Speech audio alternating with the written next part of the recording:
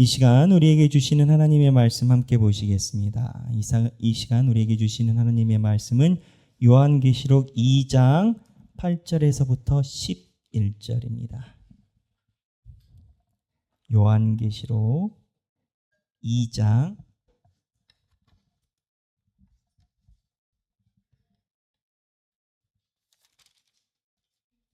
8절에서부터 11절. 자, 다 함께 봉독하겠습니다. 서머나 교회의 사자에게 편지하라. 처음이며 마지막이요 죽었다가 살아나신 이가 이르시되 내가 내 환난과 궁핍을 알거니와 실상은 내가 부요한 자니라. 자칭 유대인이라 하는 자들의 비방도 알거니와 실상은 유대인이 아니요 사탄의 회당이라. 너는 장차 받을 고난을 두려워하지 말라. 볼지어다 마귀가 장차 너희 가운데에서 몇 사람을 옥에 던져 시험을 받게 하리니 너희가 10일 동안 환난을 받으리라. 내가 죽도록 충성하라. 그리하면 내가 생명의 관을 내게 주리라. 귀 있는 자는 성령이 교회들에게 하시는 말씀을 들을지어다. 이기는 자는 둘째 사망의 해를 받지 아니하리라. 아멘. 이 말씀은 살아계신 하나님의 말씀입니다. 저희가 요한계시록의 말씀을 묵상을 하고 하나님의 음성에 귀를 기울이고 있습니다. 저희가 요한계시록을 지금 진행을 해서 배우고 있는 상황인데요. 먼저 이 요한계시록에 있는 상황에 대해서 우리가 이해를 하고 오늘 성경 말씀의 본문을 봐야 충분한 말씀에 대한 접근이 됩니다. 그렇다면 요한계시록이 어떠한 상황을 이야기를 하는가? 요한계시록은요, 한마디로 이야기를 하면 마지막 날에 베리칩이나 666을 받으라 이런 게 아니라 요한계시록의 주 포인트는 예수 그리스도를 믿는 성도들이 이 땅에서 힘들게 고분분투하면서 신앙의 삶을 살아갈 건데 힘내라. 내가 이미 천상과 이 땅에서 모든 것을 끝을 냈다. 그러니 너희들이 생명의 상을 받으리라. 이게 요한계시록의 핵심이에요. 그래서 요한계시록은 이 땅에 살고 있는 성도들을 향한 메시지예요. 이거를 이단들이 이렇게 풀고 저렇게 풀고 해가지고 자기 나름대로 종교 사업을 하는데 다 음부에 갈 일입니다. 다 지옥 갈 일이에요. 지옥 가는 걸 그렇게 열심을 내서 하는 그런 시대가 있는 그런 상황이에요. 그래서 이 요한계시록에 오늘 예수님께서 말씀하신 그 사항 중에 오늘 읽은 본문은 아시아에 있는 7교회를 향한 메시지 중에 하나인 서머나 교회를 향한 메시지입니다. 이 서머나 교회를 향한 메시지로 우리가 잘 알고 있는 것은 뭐냐? 죽도록 충성하라. 이 본문이 여기에 나오는 건 거예요. 그럼 맞냐? 틀리는 건 아니지만 정확한 내용은 아니에요. 우리가 기존에 알았던 내용. 그리고 이제 요한계시록에 죽도록 충성하라 말고 이 요한계시록에 있는 서머나 교회의 상황을 우리가 이렇게 살펴보면 하나님께서 우리에게 주시는 메시지가 분명히 보여요. 그래서 이 메시지를 바라보려면 먼저 요한계시록의 전체 그림을 한번 봐야 됩니다. 이게 이제 제가 우리 여러분 공부하면서 많이 보신 바둑판, 소위 바둑판인데 1장부터 요한계시록 22장까지 되어 있어요. 근데 요한계시록은 분명한 구조가 있습니다. 뭐냐면 상반부에 1장, 2장, 3장이 지상에 있는 7교회를 향한 메시지의 편지의 형식을 띄어요. 근데 이 지상에 있는 교회 7교회가 실존했던 교회고 이 교회에 편지를 보내는데 이중적 메시지가 있습니다.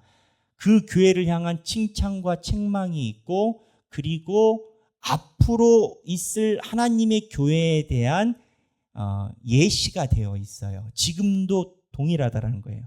근데 7교회가 온전하지 않죠. 지상에 있는 교회가. 그래서 이 7교회에 대해서 하나님께서 칭찬과 책망을 하시고 4장부터 하나님의 환상이 보이면서 22장까지 쭉 하는 이 통이 말하는 핵심은 뭐냐? 지상에 있는 7교회들 보고 너희들이 힘써 신앙을 견지하라. 이미 하나님 나라와 이 땅에서 다 끝이 난 거다. 그러니 이미 결론이 나와 있는 상황이니 이 땅에서의 현실을 어려워하지 말고 힘내어 살아가라. 이게 이제 메시지예요. 그래서 아까 말씀드린 것처럼 7교회가 있는데 7교회 중에 오늘 본문에 이제 서머나 교회가 있어요. 서머나 교회는 7교회 중에서 책망받지 않은 빌라델비아 교회랑 함께 두 교회 중에 하나입니다. 혼이 안 났다고요. 그래서 이 서머나 교회를 향한 하나님의 그러한 메시지가 있어요. 이 하나님의 서머나 교회를 향한 메시지를 보면 우리가 어떠한 삶에 대한 답을 얻을 수 있냐. 신앙인들이 가끔 이 얘기를 합니다. 목사님, 제 주변에는 이런 사람이 있습니다. 어떠한 사람이 교회를 위해서 참 열심히 살았습니다. 그리고 그 분이 평생을 다 바쳐 교회를 섬겼습니다. 그런데 삶이 그렇게 녹록하지 않았습니다. 이걸 어떻게 봐야 될까요? 그 시각을 가지고 있을 때 옆에서 이런 사람이 얘기를 합니다. 야, 신앙은 마음이 중요하지. 교회에서 얘기를 한 대로 다 살면 네가 목사할 거지 뭐 네가 성도야. 대충 적절하게 섞으면서 사는 게 지혜야. 네가 야 세상에서 돈도 벌고 해야 가서 헌금도 하지. 교회에서 오라고 많이 하잖아. 그거 언제 가서 네 삶을 누리겠어. 적절하게 지혜롭게. 목사님은 목사님이고 우리는 우리끼리 살아야지. 이러한 목소리들을 우리가 많이 들을 수가 있어요. 그러한 목소리들에 대한 답이 오늘 서문학교에 있어요. 그렇다면 이 서문학교에 하나님이 말씀하시는 답은 무엇인가?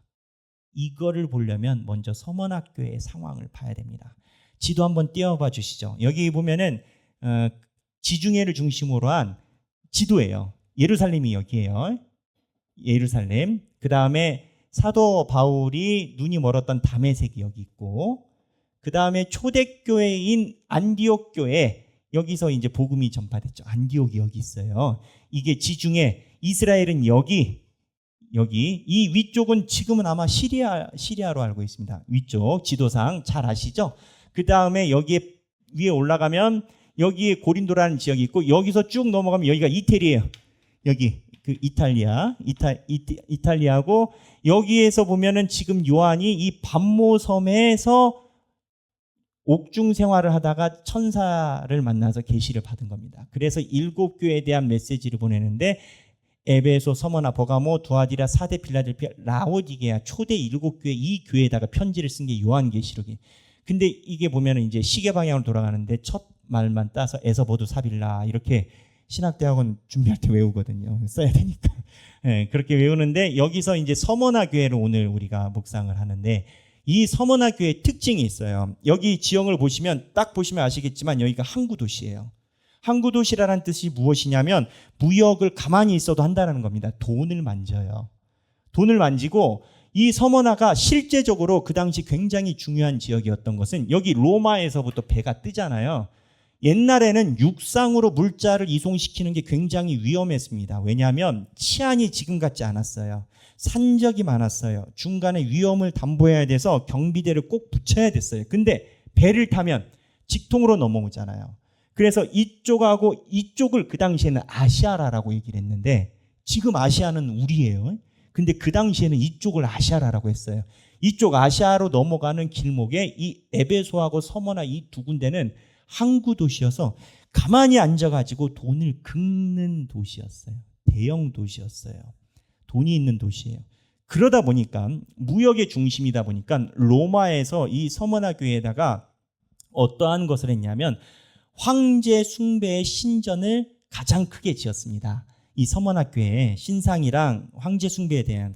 그럼 이제 우리가 생각할 때 황제 숭배가 왜 갑자기 성경에서 나올까라고 얘기를 하면, 로마는요 황제가 있는데 황제를 퀴리오스라고 해서 황제를 신의 아들로 고백을 해야만 했습니다.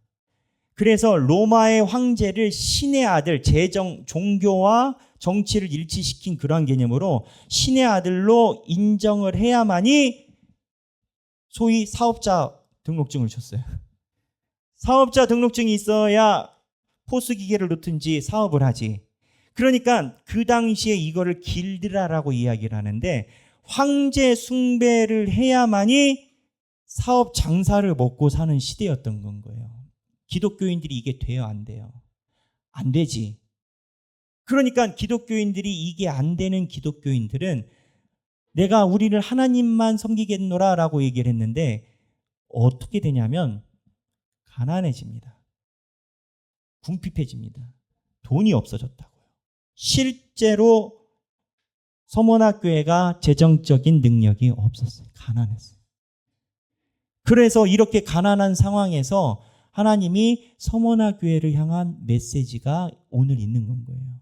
아까 초두에 얘기를 한 것처럼 목사님 평생 동안 하나님의 교회를 섬겼는데 가난하게 살고, 때로는 우리도 하나님의 말씀대로 살아가지만 우리의 삶이 이렇게 녹록지 못할 수도 있겠다라고 느낄 수도 있는 사람들에게 향한 메시지인 건 거예요.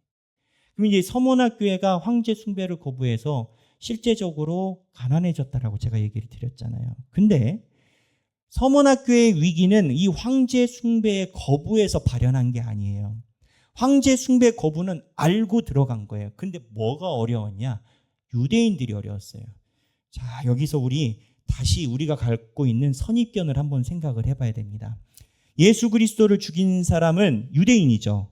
그러면 유대인들이 죽일 때 예수 그리스도의 죽이는 것을 허락해 준 빌라도는 어디 나라의 총독이에요? 로마의 총독이에요. 헤롯은 어느 나라 속국의 분봉왕이에요? 로마예요. 자, 그러면 대제사장도 있는데 유대인들이 로마 사람들의 힘을 빌어서 예수 그리스도를 죽였단 말이에요. 근데 여기서 우리가 가질 수 있는 합리적인 의문이 있어요. 제가 방금 황제 숭배라고 얘기를 했잖아요. 퀴리오스라고 얘기를 했잖아요. 근데 유대인들은 유일신 하나님을 섬기거든요.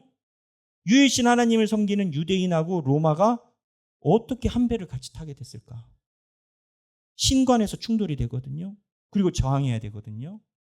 결론부터 얘기를 하면 유대인들은 로마에게 지배를 받는 나라 중에 몇 안 되는, 유일하다라고 봐요. 유일하게 황제 숭배를 하지 않아도 되는 면책 특권을 가진 나라예요. 속국 중에. 그 면책 특권을 어떻게 갖게 됐냐? 소위 기득권들이 로마 정부와 야합을 해서 야, 요것만 패스하고 우리가 해줄 것 다 해줄게. 세금 원하는 대로 걷어서 줄게. 시끄럽지 않게 해줄게 해서 지도계층이 로마의 기득권과 야합을 함으로 인해서 황제 숭배를 하지 않아도 되는 면책 특권이 유대인들한테 있었던 거예요. 그러니까 이게 참 묘합니다. 신앙이 없는 게 아니에요. 하나님의 유일신 사상이 없는 게 아니에요. 그러나 예배만 드리지 삶은 로마인처럼 살아가는 거예요. 지혜롭게. 그래서 이 유대인들이 서머나 지역에도 있었어요. 서머나 지역이 돈 많은 지역이라고 했죠. 유대인들이 돈이 많았을까요? 적었을까요? 돈을 어마어마하게 벌었다라고 합니다. 그러니까 유대인들은 기독교인들이 눈에 가시예요. 왜 기독교인들이 눈에 가시냐? 우리는 유대교하고 기독교가 다른 걸 알아야 돼요. 유대교 사람들이 예수님을 십자가에서 죽였잖아요. 십자가에서 죽였는데 유대인들이 그 이후에 예수님의 제자들이 나와서 막 초대교회가 형성이 됐잖아요. 오늘 요한계시록이 쓰여질 때를 많이 봐야 95년 앞뒤로 보거든요. 예수님이 33년에 돌아가셨어요. 그러면 한 60년의 시간차가 있는 건 거예요. 60년. 예수님이 십자가에 돌아가시고 난 다음에 한 60년 정도 흐른 건 거예요. 60년 동안 초대교회가 살아오면서 유대인들은요, 기독교인들을 싫어했어요. 왜냐? 자기네들이 예수를 죽였잖아요. 이거는 우리가 이해가 쉬워요. 근데 두 번째, 기독교인들이 싫은 이유 중에 하나가 유대인들이 볼 때 이 기독교인들이 신실하게 신앙생활을 해. 근데 이게 걸리는 거예요. 왜? 자기네들이 기득권으로 로마의 심기를 불편하지 않게 지혜롭게 살살살 조율을 해놨는데 얘네들이 하나님을 믿는답시고 너무 신실하게 사니까 괜히 로마한테 밉보일까 봐 긴장이 나는 건 거야. 그래서 유대인들이 이 기독교인들을 유대인이 아니다라고 갈라치기 하기 시작을 했어요. 그리고 나중에 초기 기독교인들이 핍박을 받게 된 건 유대인들이 밀고 해서 그렇게 된 거예요. 저 기독교인들은 우리 유대교가 아니다. 쟤네들은 이단이다. 우리랑 상관없다. 쟤네들은 유일신 사상도 아니고 이상한 삼위일체랑 어쩌고저쩌고 하는데 얘네들이 황제를 안 섬기네. 너희들 그거 굉장히 중요하게 여기잖아. 라고 이 유대인들이 기독교인들을 밀고 하기 시작했어요. 근데 여기까지도 우리가 예측할 수 있는 부분이에요. 그렇잖아요. 근데 어느 부분에서 서문학교에 위기가 왔냐? 이 유대인이 밀고를 하고 이 기독교인들을 보고, 자, 기독교인들이 보세요. 황제 숭배 안 하니까 돈 못 벌죠. 가난하죠. 소수니까는 적죠. 유대교에 출교당했죠. 돈 없으니까 일반 사회에서 안 되죠. 그러니까는 이 유대인들이 기독교인들을 보면서, 야, 너 하나님 그렇게 믿으니까 찌질하게 사는 거야. 어? 니들 신앙 맞아 그거? 야, 우리 봐봐. 우리 돈도 만지고 하잖아. 그렇다고 뭐 우리가 뭐 황제한테 절하냐? 안 해. 그러지도 않아. 세상을 지혜롭게 살아야지. 응? 니들이 믿는 거 그거 잘못된 거야. 이게 힘들었어요. 근데 현대 기독교와 비슷한 유비를 가지고 있어요. 구조를 갖고 있어요. 현대 기독교인들도 아까 제가 초두에 얘기한 것처럼 세상에서 말하는 법이 있어요. 세상에서 말하는 법은 하나님의 존재를 믿는다라고 얘기를 해요.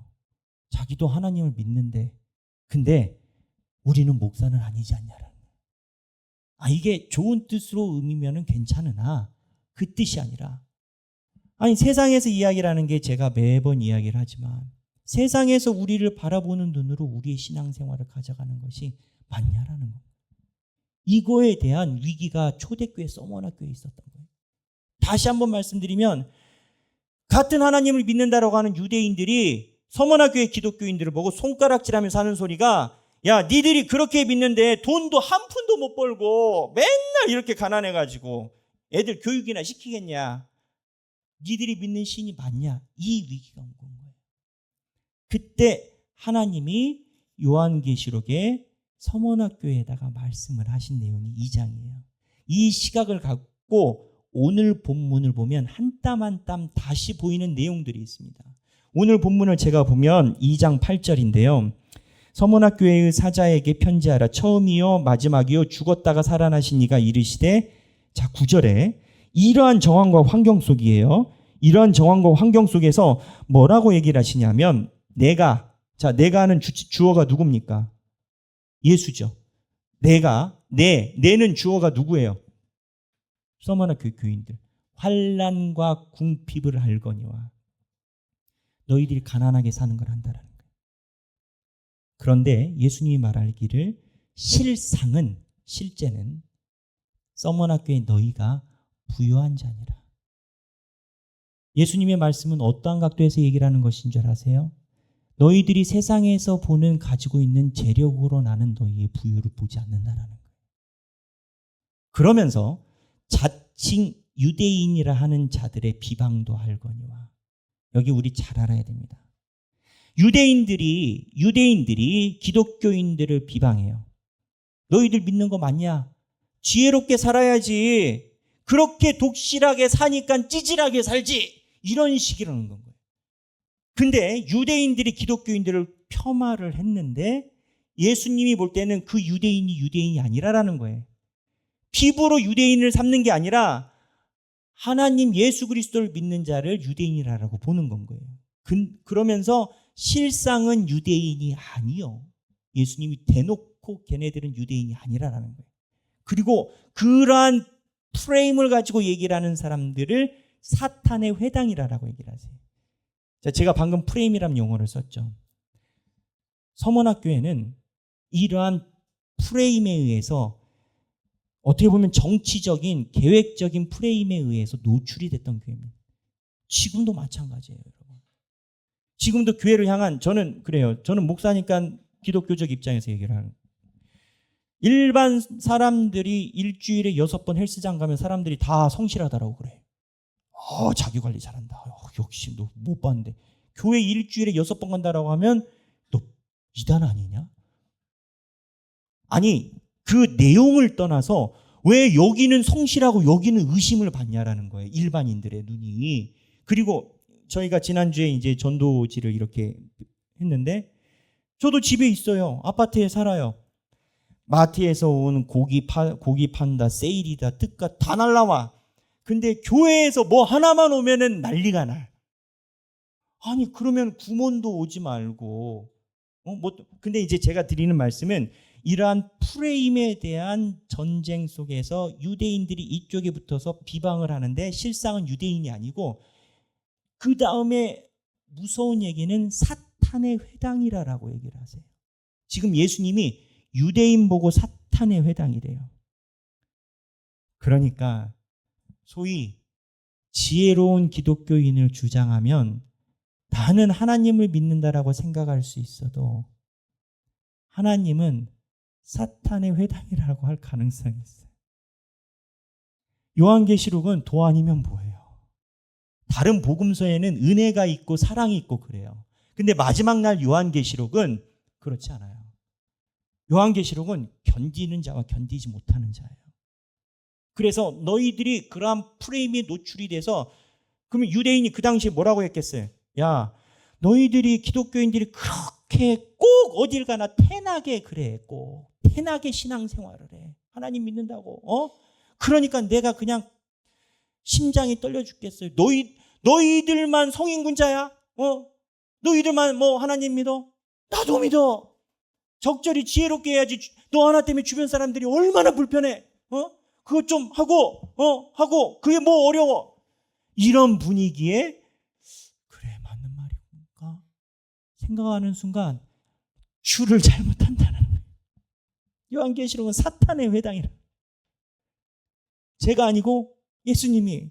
그러면서 10절에 너는 장차 받을 고난을 두려워하지 말라.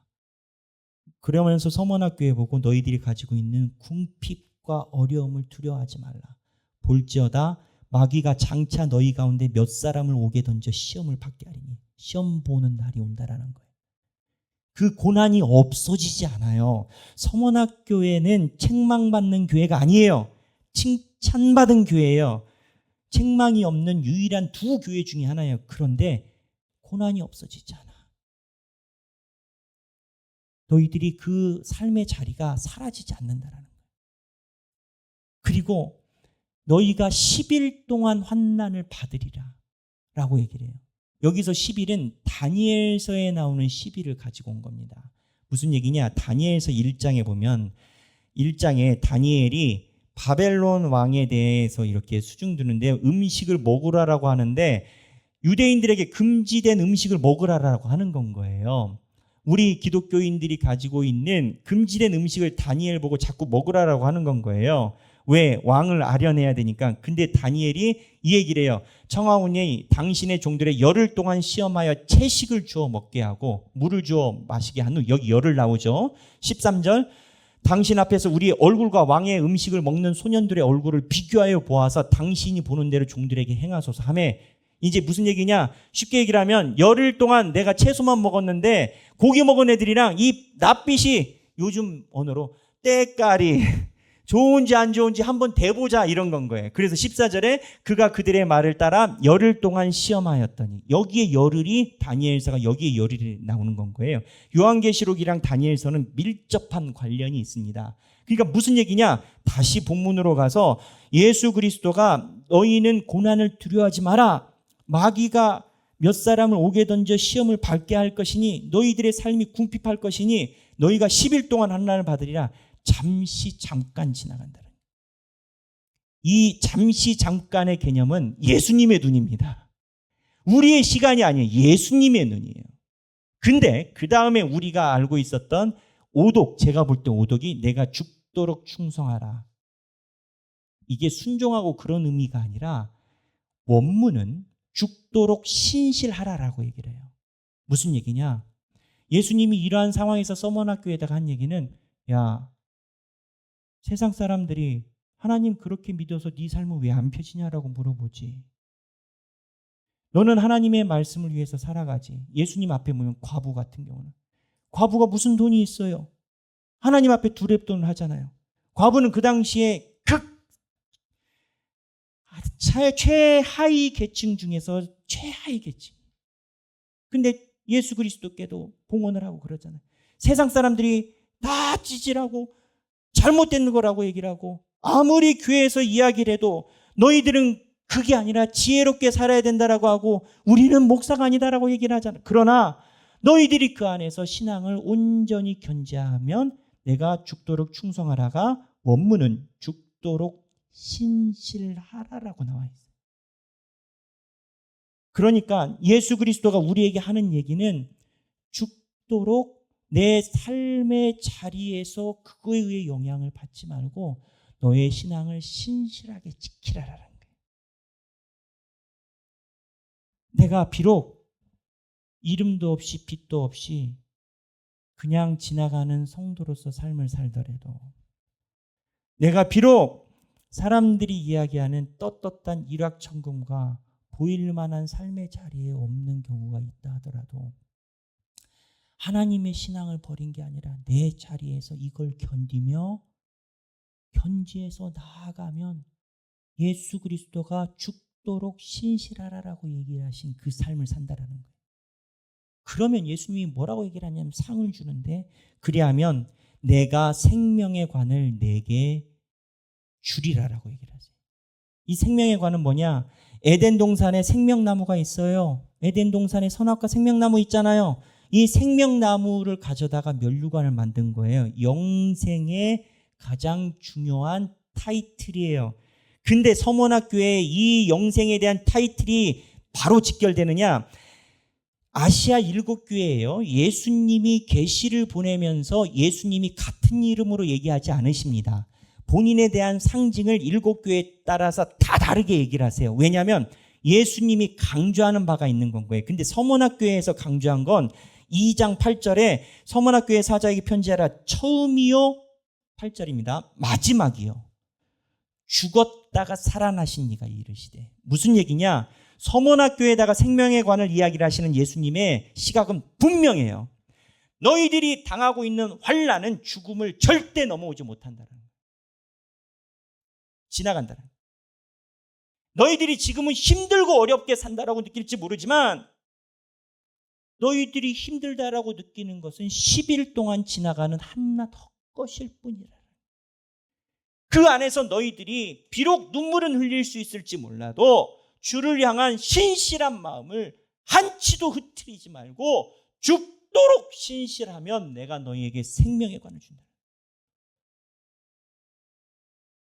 여러분, 우리가 신앙생활하면서 하나님을 잘 믿고 여러분들이 다 세상적으로 돈을 많이 벌고 스티브 잡스가 다 되시길 원합니다. 하지만 하나님이 그런 기회로 안 주실 수도 있어요. 우리 작은 자리에서 내가 가진 형편과 삶의 자리가 크지 않아서 정말 자녀도 기르기가 너무 힘들고 키우기가 힘들고 다른 사람들은 다 잘 되는 것 같은데 내 속을 열어보면 나만 복잡한 것 같고, 삶이 어려울 때 신앙이 흔들리는 거예요. 여러분, 삶이 어려울 때 신앙이 흔들릴 때 하나님이 죽도록 신실하라고. 삶이 어려울 때요, 여러분, 그 어려운 상황을 이길 수 있는 능력은 예수 그리스도 안에만 있어요. 무슨 얘기냐? 삶이 어려울 때 내가 의지하는 바에 예수님이 살아계신 하나님이고 살아계신 하나님이 정말 살아있어서 정말 성경 말씀에 오늘 나에게 이야기를 해주신다라는 믿음을 가지지 않으면 그 고난과 환난을 넘어가기가 쉽지 않아요. 쓰러져요.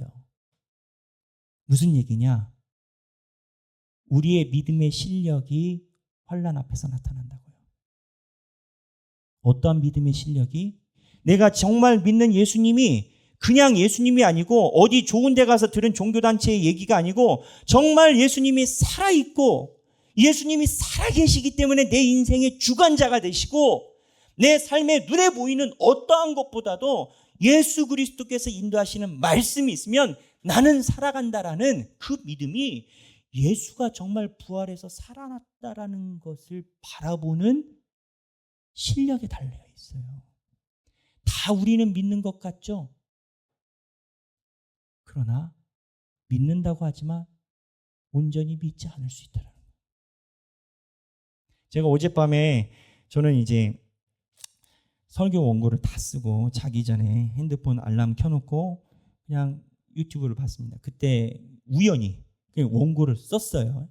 원고를 썼고 자기 전에 우연히 유튜브를 눌렀는데 유기성 목사님이라는 분이 나오시더라고요. 유기성 목사님이 나와서 무슨 얘기를 하냐면, 여러분들이 삶에서 환난 중에서 왜 시험을 이기기 어려운지 아십니까? 여러분, 예수가 부활하셔서 살아계신 전능한 신이라는 것을 온전히 못 믿어서 그래요. 여러분들은 믿는 것 같죠? 그러나 온전히 믿지 못하기 때문에 예수님의 말씀이 여러분의 환난 중에 역사하지 않는 겁니다. 이렇게 얘기하시더라고요. 여러분들은 믿는 것 같죠? 그러나 여러분들이 얼마나 하나님을 의지하는 것에 따라서 고난과 환난에 대한 대책이 달라집니다. 하나님의 소명을 받은 목사는 다 똑같은 소리예요. 베드로 후서에 보면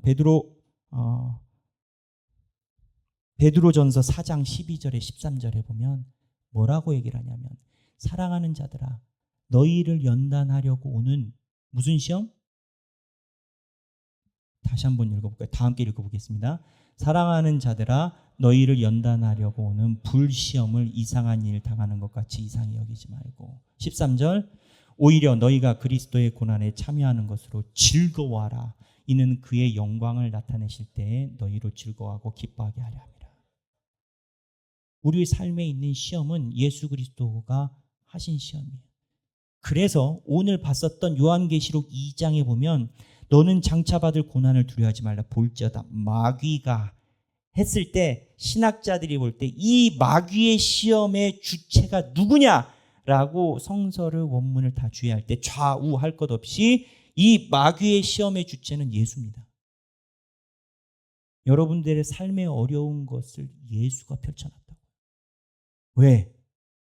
불시험을 통해서 정금과 같이 하시려고. 그래서 예수님이 펼쳐놓으신 그 불시험에 뭐라고 얘기를 하냐면 죽도록 신실하라라고 해요. 충성하라, 신실하라.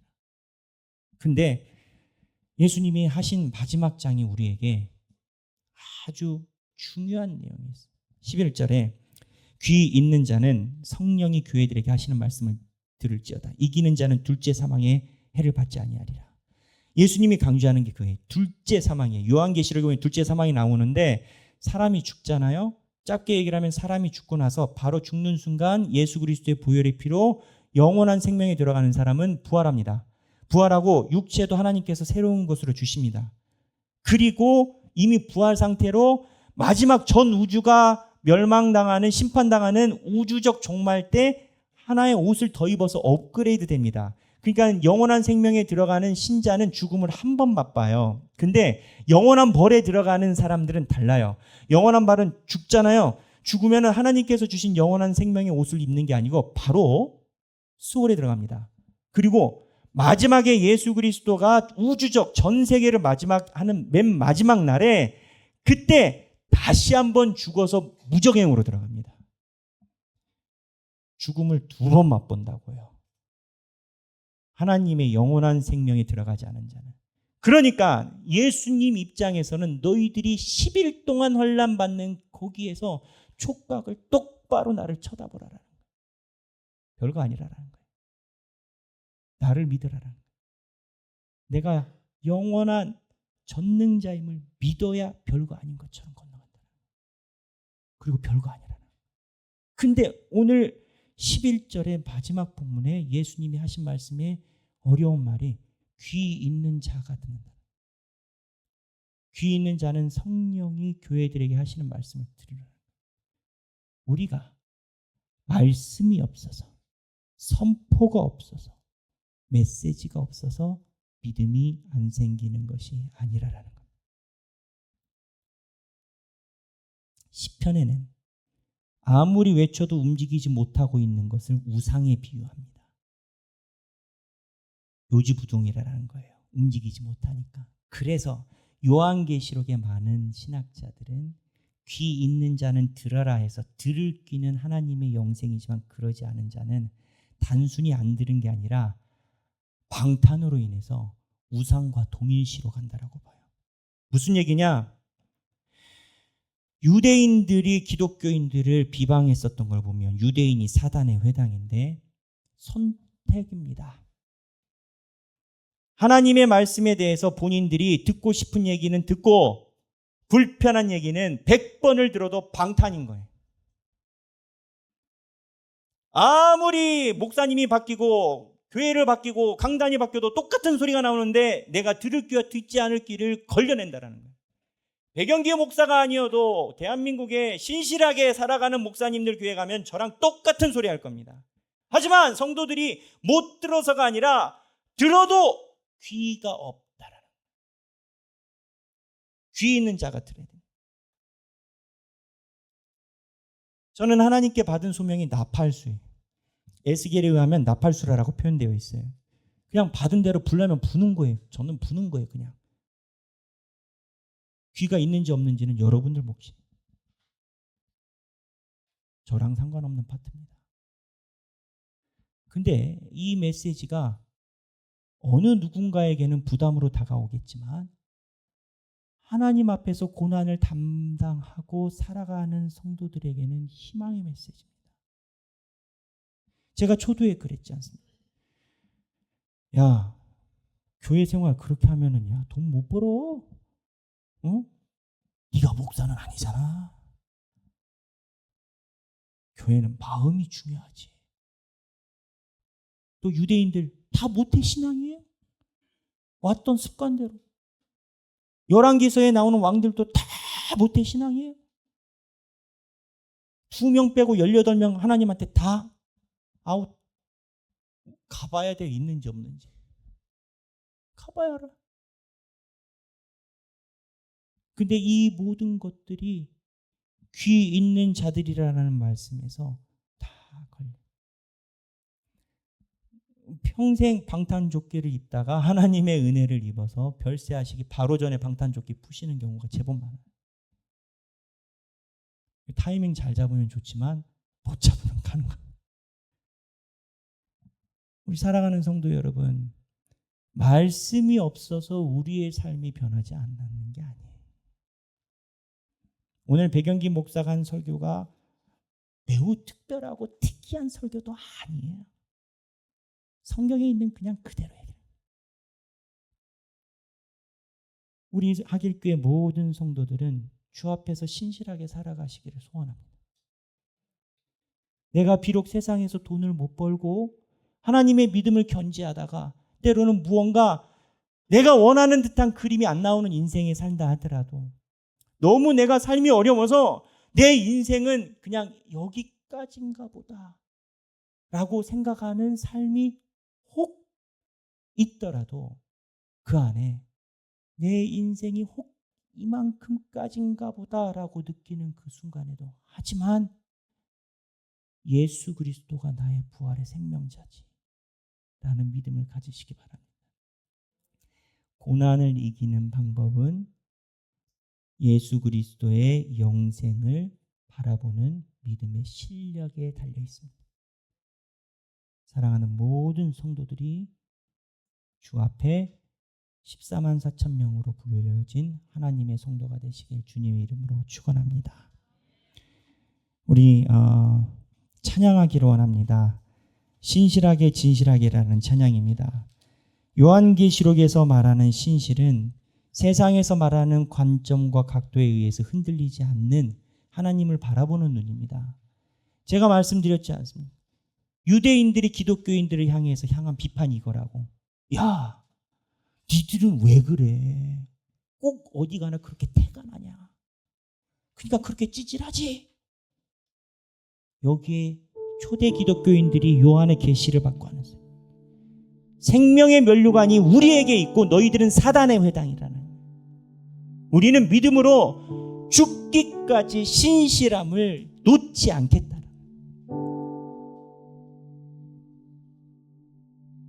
오늘 서머나 교회는 하나님께 질책을 받지 않은 교회 중에 하나예요. 서머나 교회 교인들이 이러한 상황에서 하나님을 향해서 좌정하고 신앙의 자세를 흐트러뜨리지 않은 교회 중에 하나예요. 하지만 엄청나게 가난했어요. 엄청나게 돈이 없었어요. 그러나 주님의 면류관 받을 때까지 우린 그렇게 간다. 우리가 그러한 삶을 사시기를 바랍니다. 찬양하겠습니다.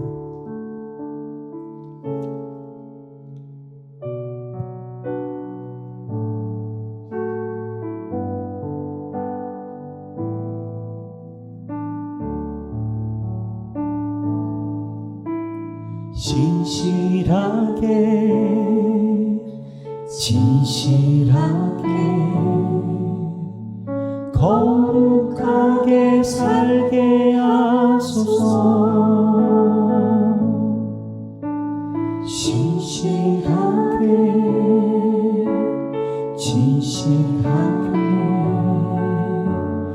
거룩하게 살게 하소서. 진실하게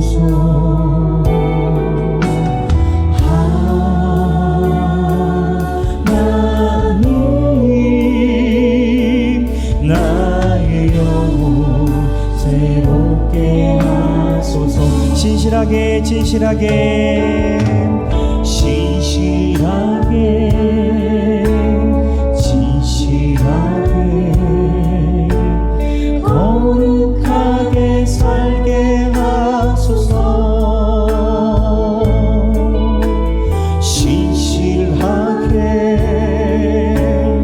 진실하게 거룩하게 살게 하소서. 하나님, 나의 마음을 만져주소서.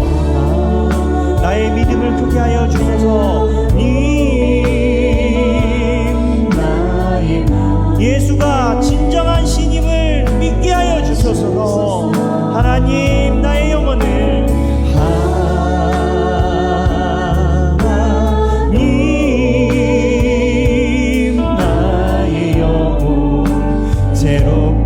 하나님, 나의 마음 만져주소서. 진정한 영생이 주께 있음을 믿게 하소서. 하나님, 나의 마음 만져주소서.